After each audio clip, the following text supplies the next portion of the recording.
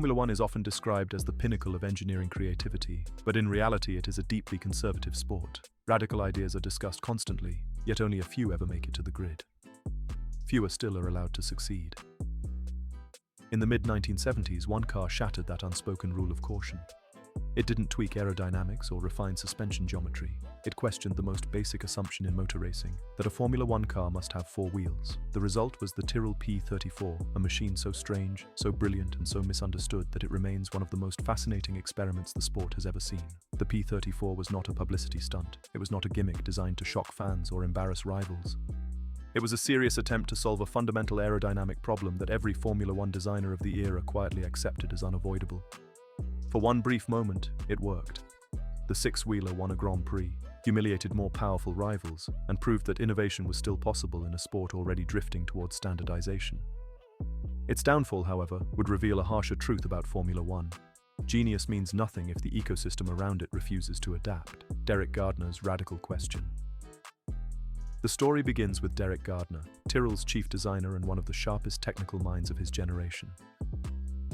By the early 1970s, Gardner had become obsessed with a growing aerodynamic problem.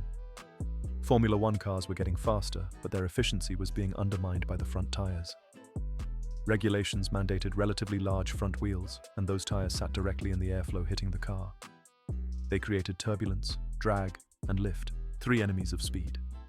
Most designers tried to manage this problem by shaping wings and bodywork around the tires. Gardner asked a more dangerous question. What if the tires themselves were the problem? His answer was deceptively simple. If the front wheels were smaller, they would disrupt less airflow. If they could be hidden behind the front bodywork, the air could pass cleanly over the nose and toward the rear wing. The solution was not to reduce grip or braking performance, but to split the workload. Instead of 2 large front wheels, Gardner proposed 4 small ones. Thus, the Tyrrell P34 was born. A 6-wheeled solution to an invisible problem.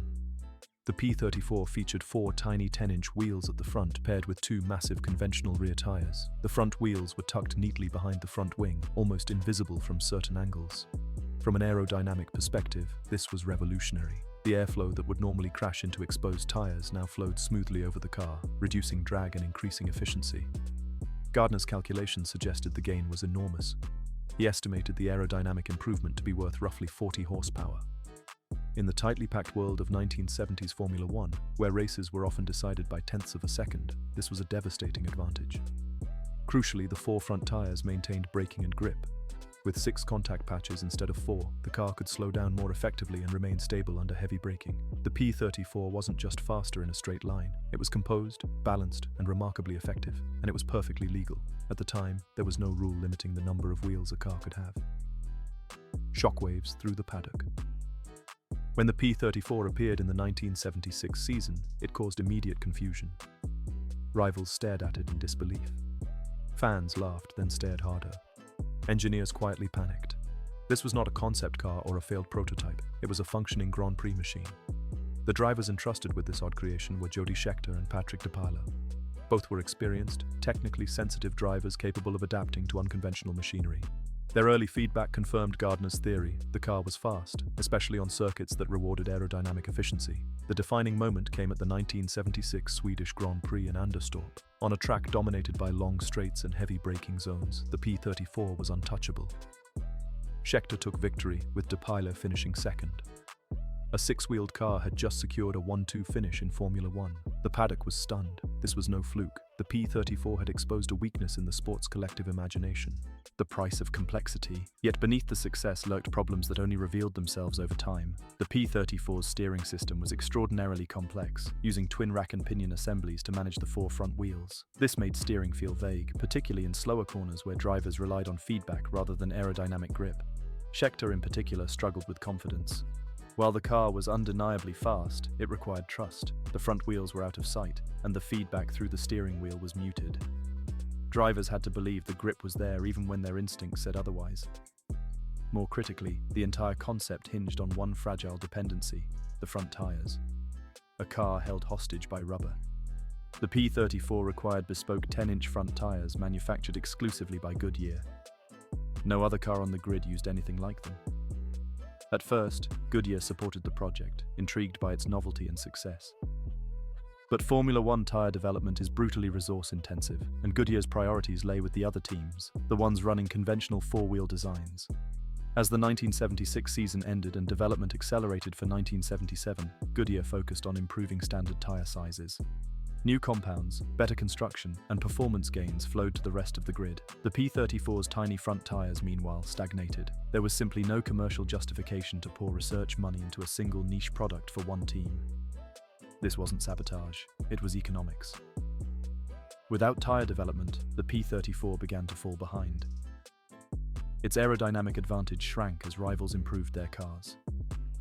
The outdated front tyres limited grip, confidence, and lap time. Gardner refined the chassis, but without rubber to match, the car's core advantage evaporated. The slow fade of a radical idea.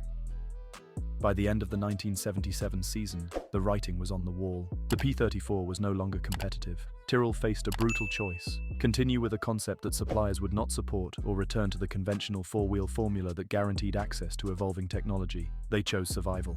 The six-wheeler was abandoned, not because it failed on track, but because it failed off it. The sports structure could not sustain such an outlier. Innovation had reached the limit of what the ecosystem was willing to tolerate.